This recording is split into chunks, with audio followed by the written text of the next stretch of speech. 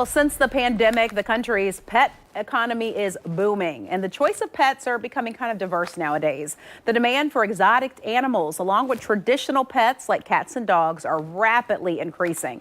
And while these animals can be fascinating, they can also be risky and come with some challenges. Dr. Christian Broadhurst joins us again this week with the Ask the Vet segment to talk more about what you need to know when you buy an exotic pet. And we have Thor with us, yes, who is just a beautiful, what type of turtle? He is a leopard tortoise. A leopard tortoise. So he belongs to one of my coworkers. Right. And generally speaking, when we talk about exotic animals, it is something that is not for the faint of heart. It's not for the, hey, I think I'd like a leopard tortoise or a gecko or a rabbit. It's something that you really got to put a lot of research into. A lot of these guys require very specific care, very specific husbandry, feeding, and if not taken care of properly, they can die pretty terribly. Yeah, and like terribly, miserably. Miserably, because you just are not taking care of them the way they need that Absolutely. attention. So this guy, a reptile, you said you consider all reptiles? Yeah, reptiles are, especially in the veterinary world, we consider these exotic animals. Now, it can be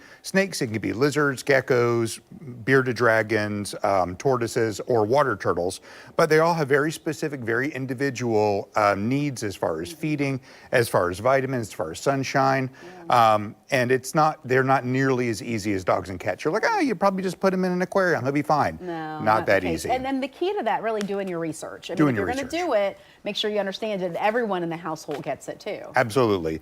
And certainly you had to find a vet. Not all vets, we don't see exotic animals. We are dog and cat specific at Clay Humane.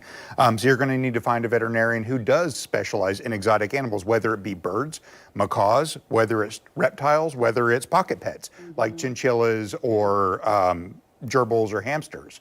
All of those qualify as exotic animals, generally speaking, and do require the special care. And when we think about the habitat, like you were saying, you might say, oh, he'll be fine in an aquarium, and that may not be the case. So you have to create that environment and make sure you can accommodate. Absolutely. A lot of birds require higher humidity. A lot of reptiles require higher humidity.